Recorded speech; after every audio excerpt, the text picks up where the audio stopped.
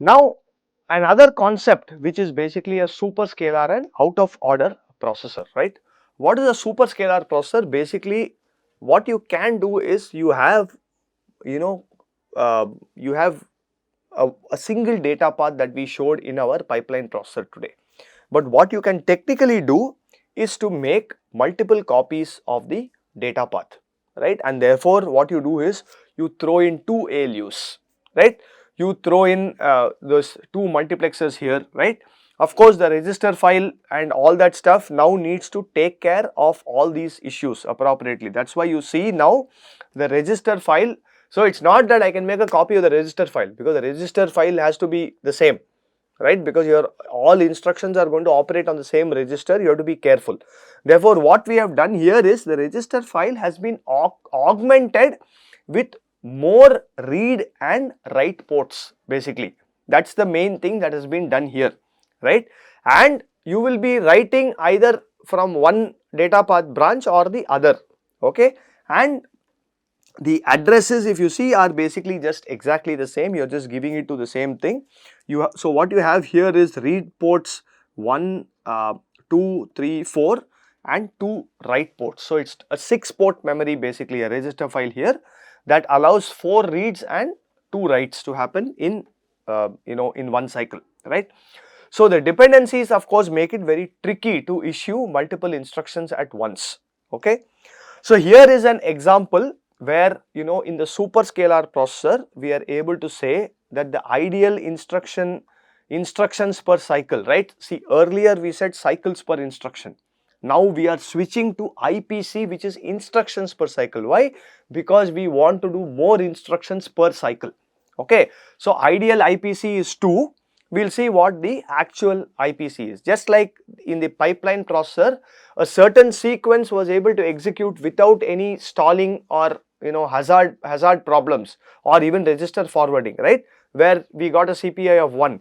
Like that, a certain sequence here will definitely work and they can be executed in parallel, like load word S7 of 40 S0, right? These registers here are not even related to this. Therefore, there is absolutely no problem in allowing this sequence to execute in parallel here, right? And the next set of registers again here, both S7 and S8 are the guys who are going to get written with new values, and they are not being used in any of these instructions, right? So therefore S9, S1, S3, S10, S3, S4, right? These are all just read. You're just reading from these, right? You're only writing back to these registers. So S9, S10 again is different from S7 and S8. Then here what we are saying is S11 and S5 are being written into, right? And there is T5 and S1 which is really not being affected by any of the previous sequences, and therefore it is indeed possible to have two ALUs that can go ahead and implement this absolutely without any problem, right? And complete both the entire sequence of instructions such that two instructions happen in one cycle, right? So therefore in the 7th clock cycle we would be completing all 6 instructions perfectly, right? So that is the beauty of this superscalar processor, but that works only for this sequence of instructions.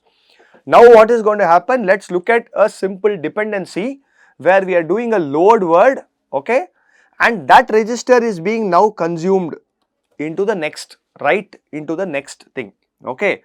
So clearly this one cannot, and the next instruction add 9 S8 ST1 cannot be executed together, okay, and therefore you need some hazard unit again to figure out that okay, I cannot employ the second data path to execute this instruction, and therefore it will be paired with a different set of instructions here, right? So now what is going to happen, that S8 has therefore been executed only with with one path, as if it was a single data path, just like a normal pipeline processor. And then you're doing S8, S9, right? So what is now happening? This is basically a you're going to read from this and then you're going to write back into this, right? So what you're actually going to do now is the this read and this write can happen together in parallel, because first you will read and the write happens only in a different cycle. Okay, so therefore this can happen in parallel across the two data paths without any problem as shown here, right?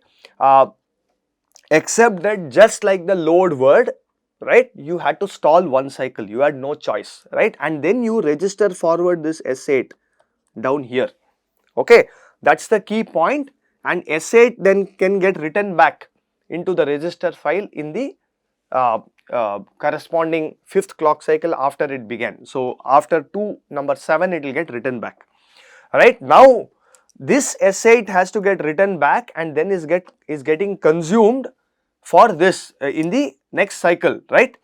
Therefore you can now employ register forwarding that we had done in the pipeline cycle, and therefore after the output, right, the second data path you basically simply forward here. Okay, that is the key point.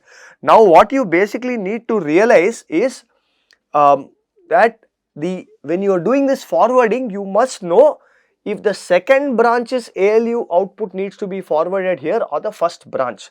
So it so happens that the second branch's output S8 is what needs to be forwarded. That's why this is coming to the first branch data path of the in the next cycle.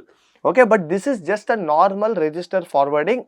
The only difference we are now talking about is whether we want to send it to the second branch or the first branch. Okay, likewise finally what we are doing, we are writing to S11 here, and that S11 is being consumed by the store word. So what is going to happen now is basically the S11 register, right, where is it going to get written? So you see this is the second path, it's coming again back to this certain first path here, and that is getting consumed by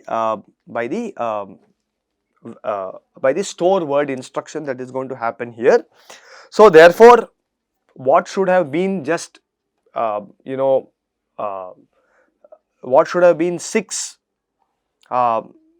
instructions per what should have been 6 instructions executing over 6 cycles, right? Exactly, that is what we had earlier, right? You had 6 instructions and they were just finishing in 7 cycles, I am sorry here, right? And we were able to execute 2 instructions per cycle. But now what are we doing? We are basically saying that we are executing 6 instructions, only 6 instructions in 5 clock cycles, right? And therefore we are talking about the instructions per cycle as 1.2, right? So that is the key point here to keep in mind. Okay, like that you also have the out of order processor that is that can be employed. Basically, it looks ahead across multiple instructions, it issues many instructions as possible at once, it issues instructions out of order, right, as long as there are no dependencies. That is the key point, right? Like I showed you the superscalar example, if there are no dependencies, some of them can just happen in in any order also, right? So the dependencies that we are talking about obviously are read after write, right? One instruction writes, later instruction reads, then you have a write after read, then you have a write after write, okay, where one instruction writes and the later instruction writes the same register, right? So like that you can also do some sort of out of order execution, okay, in different cycles, and therefore increase the instructions per cycle. So I will not get into this example in great detail, and I will also skip this register renaming and this single instruction multiple data as this thing. You can read up on this on your own, right? So today's microprocessors also rely heavily on multi-threading and multiprocessors. So what is the idea? Right. So if you look at it, you take a word processor, right? There are many things that can happen, okay, in parallel.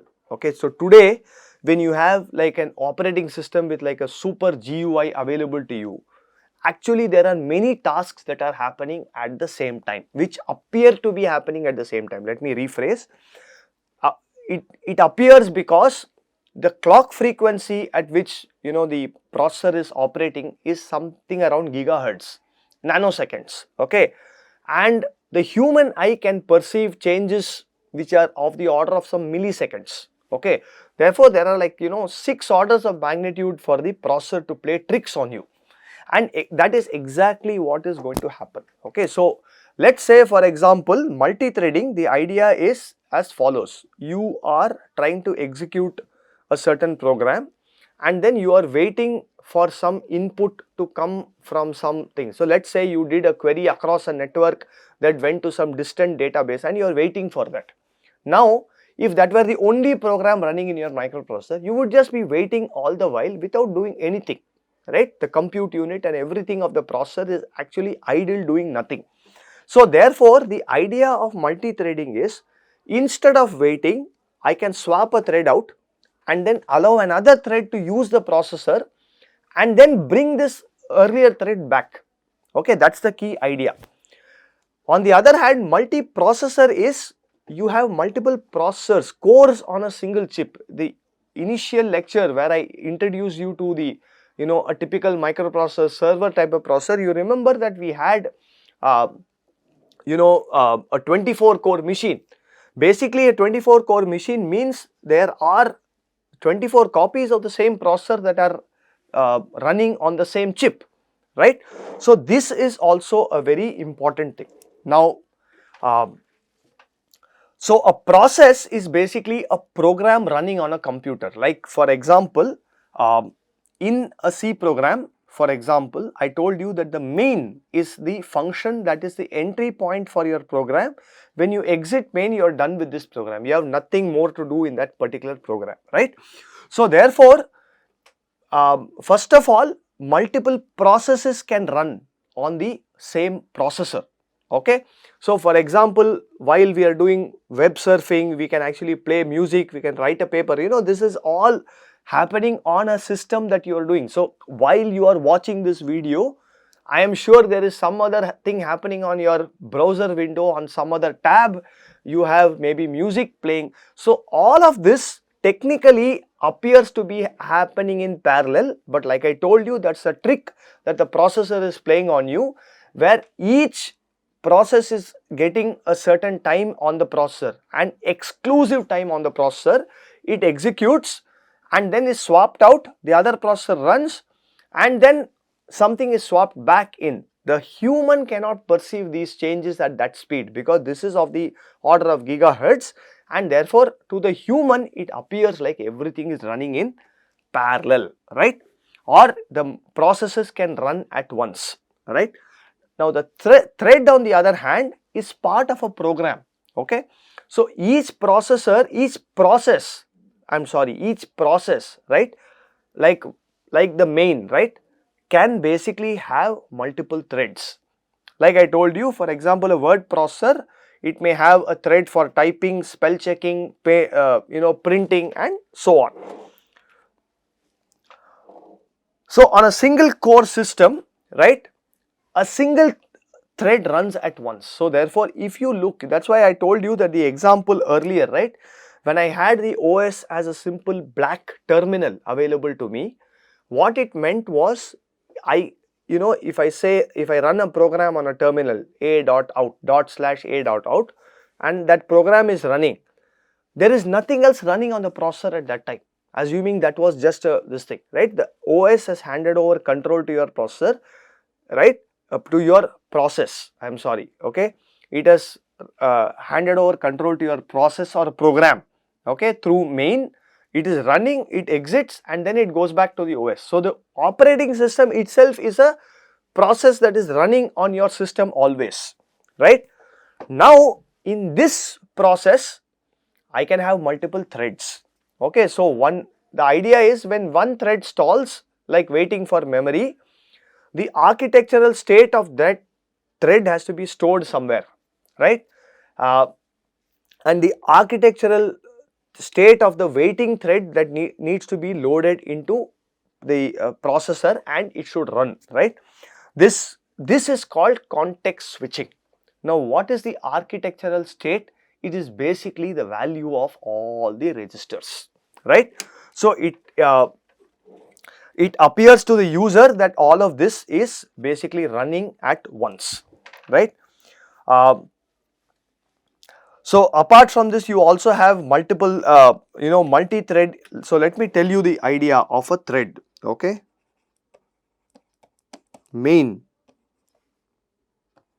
Okay, so you enter this, okay, and then you are going to do some execution here, right? So if you look at this, let me go back to the x86 thing, move EAX, EBX, right? And then you're doing add EAX comma some 40 something, right? You're doing something like this. Now this is the only, if you have only one main, you will have only that thread running through this, right? There is only one thread for your process or program, right? And that is controlled by the by main eventually, right? Now from here you could call another function, that could call another function, recursion. We have seen all this. The stack will nicely modify itself so that all these functions can be executed in a consistent manner, right? Now I can also do something called create thread. Create thread is a function in Windows, by the way, okay? Something like this will exist in other operating systems also. Create thread with some parameters to it, right? Like main is the function that is going to determine the life of your primary thread of the process. I could define another function in my same program, right? So what is this? I will say this is my thread 1, okay, some function int thread 1 of something, it can take some parameters, right? And I will give that as a function pointer here, right? I don't remember which argument it was, you know, the order of the arguments, but effectively I have to tell, I'm saying create this thread with this in this function. Now this thread, this function thread 1 is the entry point for this thread, and when you exit this thread 1 you are done. The thread is over, okay, just like main. So what will this thread look like? It will have another C function. So inside here you can have move EAX comma ECX, then add EAX comma 0x50, right? So this is what is going to happen. So what will happen is, so let us assume, by the way, I move this create thread up here, right? I want to create this thread as soon as I enter main, okay. Now the important thing here is that I do some things, right? And yeah, so what is going to happen when I do this create thread? I am going to create this separate thread, it will spawn a new thread, okay. Now what will the operating system do? Earlier there was only one thread in my process or program. Now there are multiple threads, okay.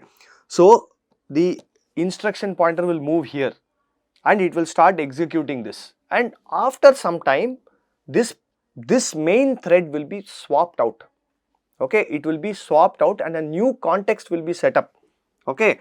So therefore, let's say for example you are swapping the context out at this point, or let me put another instruction here, sub EAX comma ECX, okay.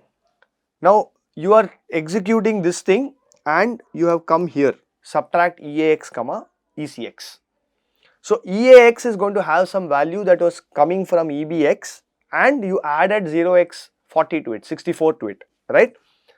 So now the operating system will stall this thread and then allow this thread to run. Now this thread is going to see move EAX comma ECX, add EAX comma 0x50.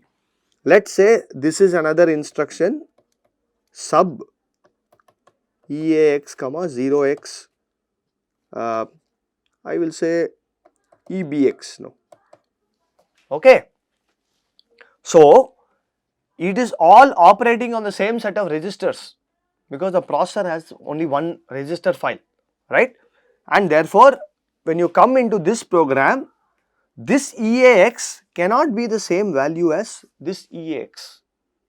So that's why what is going to happen is, when you create a thread, the registers and all the architectural state will be saved into memory. Okay, it will be available somewhere. Okay, where it is available, let's not get into that. It's going to be available somewhere, and when this thread is swapped out and the new thread is brought in, all those values EAX, EBX, ECX, everything will be restored to its value. So when you come here, you do execute EAX, add EAX comma 0 x50, then let's say the thread now is stalled at this subtract instruction, right? And you are going to go back to the previous main thread, right? The value of EAX, ECX, everything will get stored back into the memory location, okay, for this thread. And when you come back here, the old values that were earlier swapped out, right, the context was saved, that will be restored, and therefore when you resume execution from the subtract instruction, the EAX will appear as if it had the same value that it before it got swapped out. So the main thread, the execution sequence is as if it were the only thread running. Nothing has changed except you have stalled the clock for some time. You just say, let's say you just not allowed the clock to pulse through these cycles. What will happen? The processor cannot run anything, and therefore it is just waiting. That's exactly how it will look to this main thread.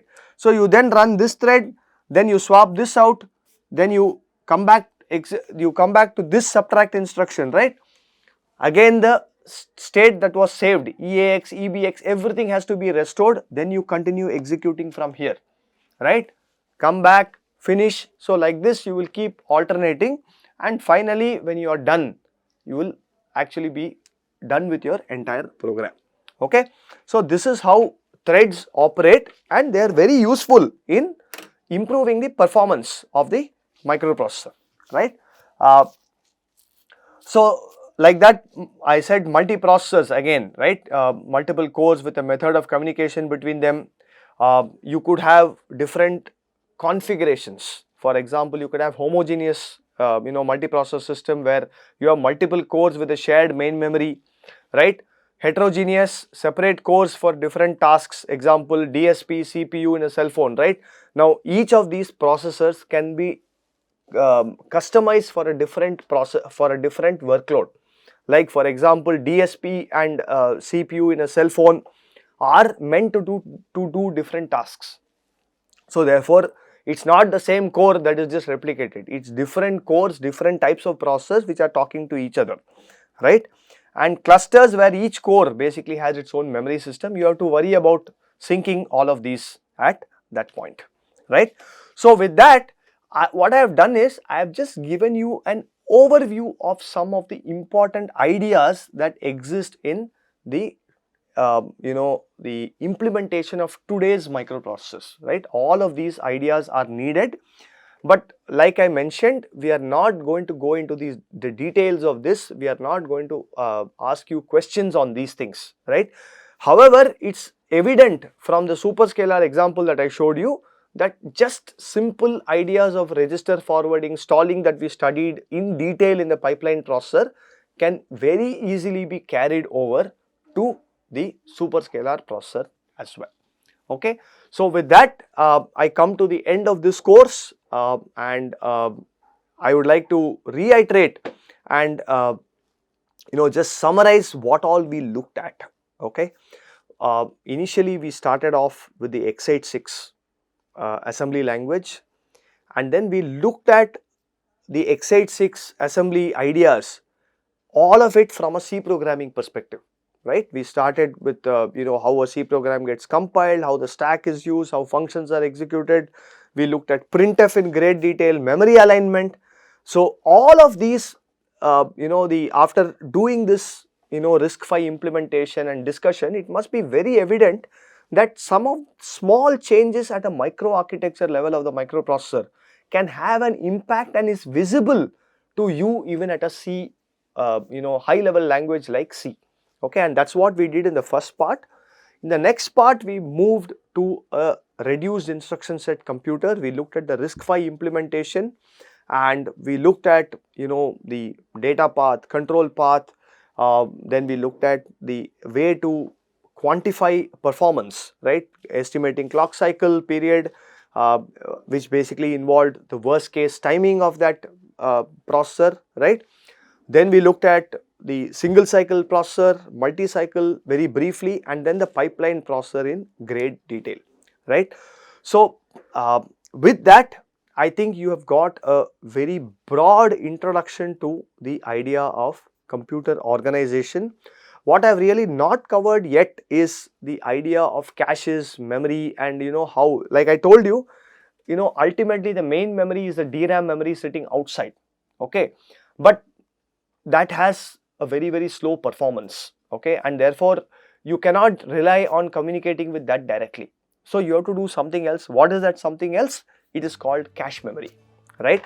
So what I will do is I will just complete this course by giving you a very brief overview of the cache memory as well, right, of different types of memory that is available, okay.